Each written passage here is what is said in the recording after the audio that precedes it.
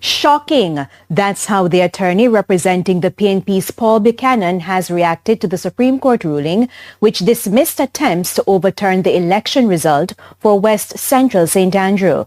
The Supreme Court refused an application for judicial review by Mr. Buchanan, arguing, among other things, that the application was not arguable. But Mr. Buchanan's legal team doesn't agree with the ruling and is already planning to appeal. We are extremely shocked to see the way this matter has been dealt with. Attorney at law Hugh Wildman on the Supreme Court ruling involving his client, the PNP's Paul Buchanan. Mr. Buchanan lost the West Central St. Andrew seat to Prime Minister Dr. Andrew Holness in the September 3 general election. Mr. Buchanan's legal team insists there were several breaches, but in September, the constituted authority refused an application to void the poll results. The matter was then taken to the Supreme Court.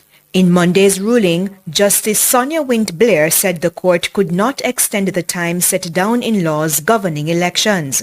But for Mr. Wildman, nobody's asking the court to do that.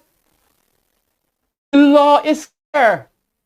Time does not run against a nullity.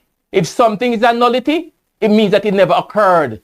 It is void ab initio. So if the matter had progressed as we had hoped it to progress to the election trial and to void it, and they made that announcement that the election is void, then time started to run from that time. So I don't understand how the court could have come to this conclusion. The ruling also stated that the period during which the authority could have applied to the election court has passed, and any application is statute barred. In addition, the time frame outlined in the law is a knockout blow to the success of the application. It can't be out of time. Within 9 days after the constituted authority ruled not to send it to the election court, he filed an application for leave for judicial review. He came to me and I filed it. The law says he has 40 days to go to the constituted authority, and he went there in 9 days. Still, the court stated that it's futile to compel the authority to make an application and there is a need for finality in electoral matters. The court said the threshold test has not been surmounted and the application was not arguable. The constituted authority is an independent public body which decides whether a flawed election should be sent to the election court, which could void results. Mr. Buchanan has outlined several breaches, including double voting. That person having voted, drop it in the box, come back for another ballot and say that ballot spoiled. I was given another ballot to go and vote by the presiding officer. These are serious breaches. We have example where you have, that is a key one. Key one is where they are to leave the polling station because mass men jumping over fence in schemas taking over the polling station. You know? The issue here is, which the court should have focused on, are the breaches that were placed before the court sufficient to compel the court to have the constituted authority refer the matter to the election court. Because once we go there, we know the election will be voided.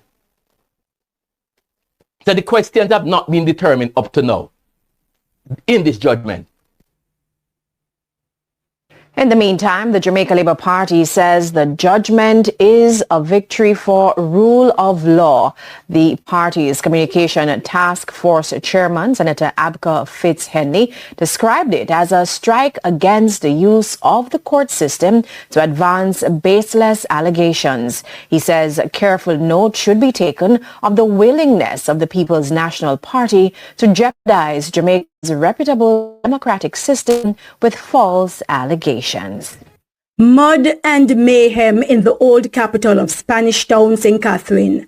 Long before Hurricane Melissa drenched the island and dumped debris onto roadways, residents say the town has been in a bad state. But since the hurricane passed, they say the roads are deteriorating further. Drains have been blocked with plastic and commute and businesses are badly affected. If you look at Young Street full of potholes. Nothing has been done. The Spark program has come and probably gone. And the entire Spanish Town is still in disrepair. Dennis Robotham is president of the St. Catherine Chamber of Commerce, which represents the business community. He says shoppers are afraid to go into some areas because of the state of the roads, and businesses are losing as a result. He described a pending epidemic in some places to include Morrison Street and Burke Road, where vending takes place. The pigs are around there, the feces that are in the water there, mosquitoes, and there's a garbage that is being thrown there on the top of Morrison Street. That is also contributing to the whole health hazard. But not for a lack of trying. He notes the authorities need to do more. The NSWMA is trying, but it needs to be upgraded and moved to another level for collection of garbage in the town, because it is also contributing. Every gutter, if you look in there, it is horrible. And even worse when it rains, as he notes the roads are impassable.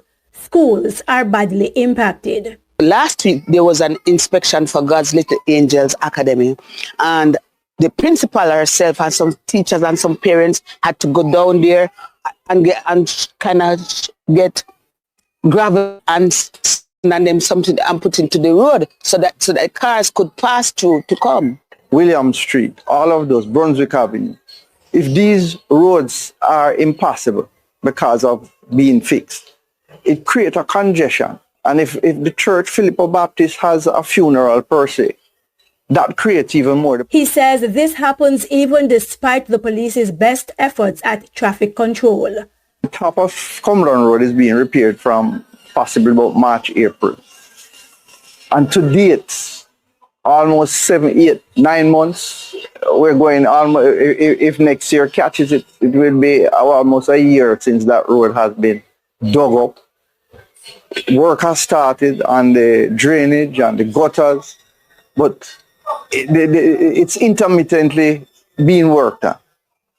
Why is it taking so long? Now the National Works Agency says at least $1 billion has been approved for an extensive program to fix roads which were badly damaged during Hurricane Melissa. Krista Campbell, TVJ News.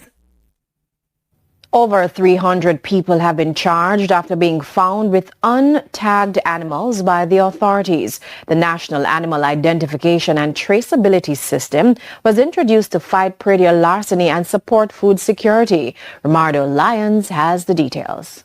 Handcuffed at the back of police vehicles and brought to a lockup. Many are then charged. That has been the reality for hundreds of people who've been found with animals that weren't tagged.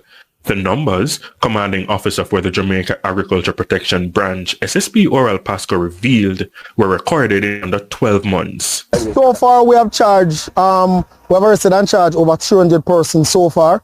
I remember this branch was formed June of this year. So this makes approximately 6 months. But our effect on the market is that we are serious about getting an effective traceability system, verification system, for the movement of agriculture produce. We are serious about this. It has other implications for Jamaica. The Agriculture Ministry's Veterinary Department and the Jamaica Constabulary Force's predial larceny team were in St. Elizabeth over the weekend for what was dubbed a tagging blitz. This after a backlog was worsened by Hurricane Melissa. For the animals like goats, probably coming on next year, for cattle now, there's a thing called NATES, National Animal Handling and Traceability System, that is in place. That's where you see the animals with the yellow ear tag and a passport. That is a very effective traceability methodology, and we're enforcing this in law. So we're enforcing that as we go along, and that is one of the measures, one of the strategies to control the theft of cattle. So if they steal a cow or cattle, it will make it very difficult for them to carry to market. So that is why the verification system is so important, both for the farmers and the consumers. The Chief Technical Director in the Agriculture Ministry says there was a specific target, a warning to farmers with untagged animals. If you don't tag your animal, you technically would be breaching the law if you try to drive on the public thoroughfare without the tags and the passport. It's a requirement of law, where law enforcement officers are going to carry this through. SSP Pasco says it's in the best interest of the farmers. What this does is that it makes it difficult for criminals to go steal a cow with the anti cows in the night and try to move it to market. Because if we stop them, and that is what we get under arrest, if we stop them and they're not tagged and have a passport and the requisite receipt, then we arrest and charge. Last week, the ministry said a series of parish-wide animal tagging activities began, aimed at strengthening life traceability, food safety, and disease management systems. Romarda Lyons, TVJ News. A man listed as one of St. Anne's most wanted was shot and killed during a police operation in White River, St. Anne early Monday morning. According to reports, around 5 a.m., officers acting on information went to a small house near Ironsgate where the suspect, Clifton Packy Brown of Bamboo, was reportedly hiding. The police alleged that the suspect pointed a firearm at them as they approached him. That's when he was shot. A 9mm pistol with the serial number erased and loaded with 13 rounds was recovered from the scene, along with one additional round found on the floor. Brown was taken to hospital where he was pronounced dead. He had been the target of an ongoing manhunt. In September, St. Anne's commanding officer SSP Carlos Russell publicly urged him during a TVJ interview to surrender, noting he was linked to several major crimes in the parish. Indicom is now investigating.